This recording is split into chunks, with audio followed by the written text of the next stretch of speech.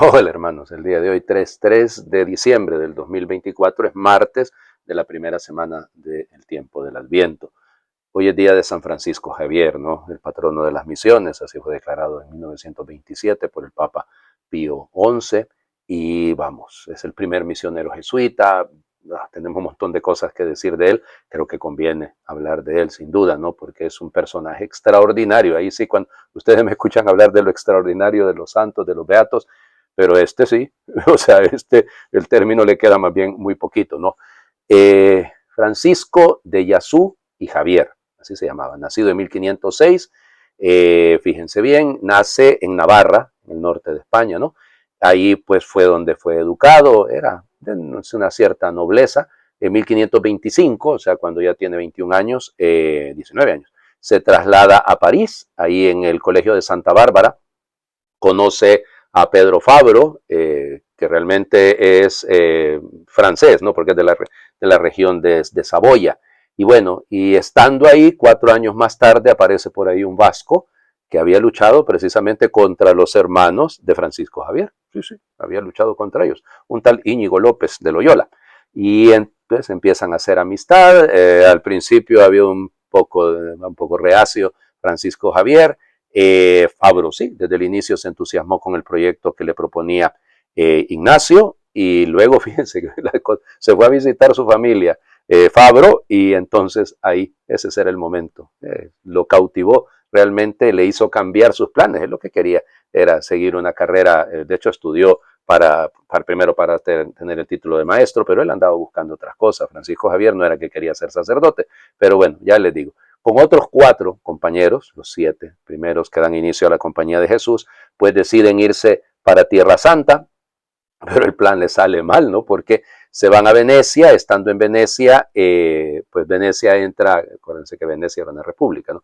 Venecia entra en conflicto con los turcos, y entonces durante un año, cosa extrañísima, no pudo haber ningún barco que saliera hacia la Tierra Santa. Y entonces, estando ahí en Saint-Denis, el 15 de agosto de 1534, hicieron voto de castidad, pobreza y obediencia. Para que vean, terminan la teología, de hecho en ese mismo año, 1534, y como les digo, se van a Venecia, ese era el plan, pero al ver que no pueden salir, entonces se van donde el Papa, y donde el Papa pues sencillamente le ofrecen: Santo Padre, aquí estamos, lo que usted mande, a donde nos quiera mandar.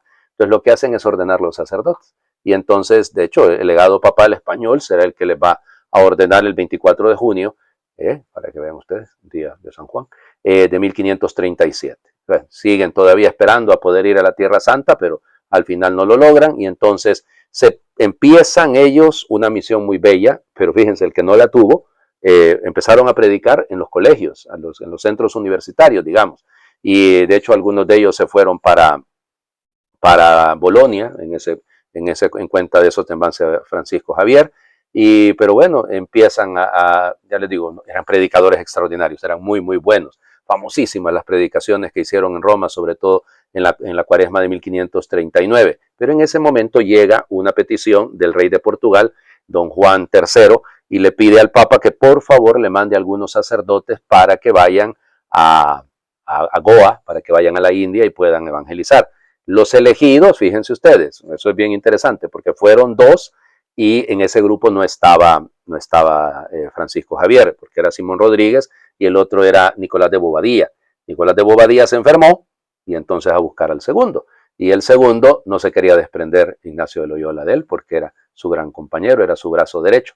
Pero al final se decidió, y entonces mandaron a Francisco Javier. Llegan en 1541 en junio de 1541 a Lisboa, pero ya como les diría, ya la flota ya había partido, y entonces se quedan ahí, sencillamente pues sirviendo en las cárceles y todo. El rey dice: bueno, pero están haciendo un trabajo extraordinario aquí, que solo se vaya uno. Y bueno, entonces se va Francisco Javier. Se tardó 13 meses en llegar a la India, 13 meses, para que vean ustedes.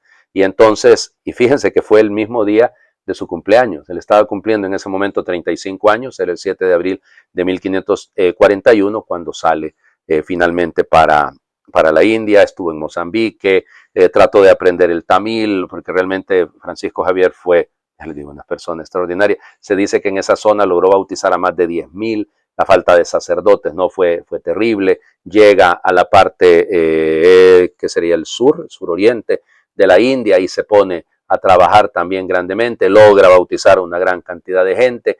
Llega hasta las Molucas, hasta las Islas de las Especias en 1546. Ahí bautizó a otra gran cantidad de gente. Ya le digo, un trabajo para qué, ¿verdad? Pero ahí se da cuenta que hoy hablar del Japón, de la avanzada civilización que había en el Japón, porque había un hombre que se llamaba Ajiro, y él fue el que le fue ayudando en este proyecto, pero tiene que regresar a Goa porque él era el superior de la misión y llegaron unos jesuitas y empieza, ya les digo, el trabajo. Bueno, aquí me puedo pasar un buen rato, pero ya saben que no tengo que exagerar tampoco. Ayer por lo menos el médico me dijo, padre, empiece usted a hacer algunas cosas. Yo no le quise contar que yo ya había empezado, pero en fin, todavía me quedan unos 7 días que tengo que estar ahí un poquito más guardadito, pero sí que puedo celebrar misa y alguna otra cosita por ahí, gracias a Dios.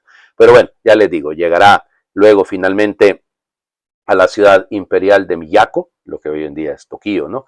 Y ahí estuvieron, bueno, durante un año, lograron conversiones, realmente bello, ¿no? Fíjense que originalmente la misión que tuvieron ellos ahí en Japón no tuvo obstáculo, ¿no? Sino que al inicio, él y Juan Fernández, que era el que lo acompañaba, empezaron haciendo cosas muy sencillas, como criados domésticos, y así van a llegar a ser los grandes misioneros, los grandes evangelizadores. Como les digo, aquí me puedo pasar un muy buen rato. El tema es que tiene que volver una vez más a Goa. Es un trabajo bastante complicado, que él quería ir a la China y de hecho a las puertas de la China, cuando finalmente estaba pues por llegar ahí, es donde va a morir, ¿no? Pues, claro, hoy en día esa isla donde él llegó y donde va a morir, pues propiamente es China, ¿no? Bueno, igual, como les digo, muere en 1552, joven, piénsenlo, joven, gran misionero.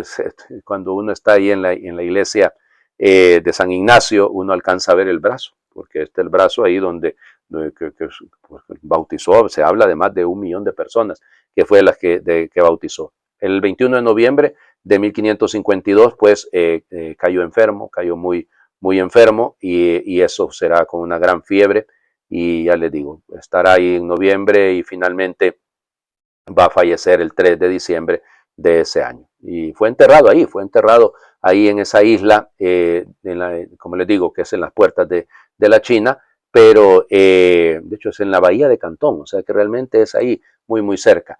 Pero luego fueron trasladados sus restos a Goa y ahí fueron sepultados. Como fue canonizado junto con San Ignacio en 1622 y como les digo, en 1927 fue declarado patrono de las misiones. Más adelante se va a añadir como patrón de las misiones a la Teresita.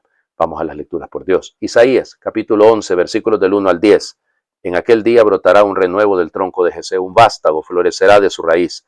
Sobre él se posará el espíritu del Señor, espíritu de sabiduría e inteligencia, espíritu de consejo y fortaleza, espíritu de piedad y temor de Dios. No juzgará por apariencias, ni sentenciará de oídas, defenderá con justicia al desamparado, y con equidad dará sentencia al pobre. Herirá al violento con el látigo de su boca, con el soplo de sus labios matará al impío. Será la justicia su ceñidor, la fidelidad apretará su cintura. Habitará el lobo con el cordero, la pantera se echará con el cabrito, el novillo y el león pasarán juntos, y un muchachito los apacentará. La vaca pastará con la osa, y sus crías vivirán juntas. El león comerá paja con el buey. El niño jugará sobre el agujero de la víbora. La criatura meterá la mano en el escondrijo de la serpiente. No harán daño ni estrago por todo mi monte santo, porque así como las aguas colman el mar, así está lleno el país de la ciencia del Señor. Aquel día, la raíz de Jesé se alzará como bandera de los pueblos, la buscarán todas las naciones, y será gloriosa su morada. Palabra de Dios. Te alabamos, Señor. Bueno, seguimos con esta idea bella de ver el tiempo del Adviento como un tiempo para soñar, para un tiempo un poco idealizado, si lo quieren, en el sentido de que estamos buscando esta realidad, esta paz, esta justicia, pero tenemos que ser honestos. Así, padre, pero ¿y eso cómo se siembra? Ya les digo lo que está pasando. Ayer se lo decía, lo de Siria, y un día después la cosa está increíblemente peor. La situación en Alepo, por ejemplo, de los cristianos es horrenda. Es horrenda, están matando cualquier cantidad de personas, porque los que están entrando en la parte norte de la ciudad, bueno, es que ahí, ya les digo, son varios grupos, y entonces los kurdos, y por un lado, y sobre todo los que eran el antiguo, es un grupo que se separó del Daesh, de lo que, como se acuerdan, del Estado Islámico. Entonces es una cosa horrenda, están matando, hagan de cuenta, es como talibanes, un poquito más light, pero realmente como que si fueran talibanes, pues es una matancina horrible. ¿Cómo hablamos de esto? ¿Cómo hablamos de la paz? ¿Cómo hablamos de la justicia? Sí, pero es un brote. Hay que sembrar la semilla. Y ese es el punto. O sea, usted puede atreverse a soñar, pero atrévase sembrando, pues. O sea, ese es el punto. Las personas que tienen fe están pensando, están amando a los que... Es como cuando usted siembra un árbol que no va a dar fruto, sino hasta muchos años después, porque vamos a tener que esperar a que crezca. ¿Para qué lo voy a sembrar si yo no voy a disfrutar de él? Ah, pero ¿dónde queda tu esperanza? En las otras personas. Estamos pensando en otros, no solamente en el presente. Hay que sembrar, es un brote, es un vástago, tiene que nacer el niño para que luego muera en la cruz. O sea, es decir, no podemos acelerar los procesos. Ahora tenemos que soñar que estas contradicciones desde Dios pueden ocurrir. ¿Qué es lo que se necesita? El Espíritu de Dios. El problema es cuando no estamos sembrando, sino con el espíritu del mundo. Y sembrar con el espíritu del mundo, pues ya saben ustedes lo que produce: cardos, espinas, divisiones, odios, muerte, violencia. Pero ese no es el proyecto de Dios. Porque Dios lo que hace es no juzgar de apariencias, ni sentenciar de oídas, defender con la justicia pues al desamparado, con equidad, dar la sentencia al pobre. Es decir, ese es lo que queremos. Este es el cielo nuevo y la tierra nueva.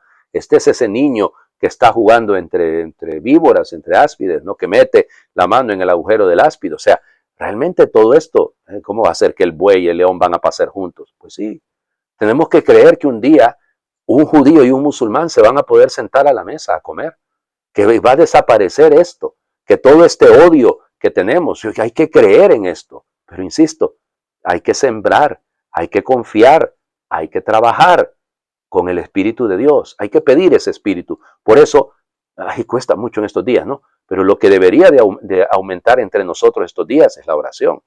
¿Como la de quién? Como la de Jesús, ¿ya? Lucas capítulo 10, versículos del 21 al 24.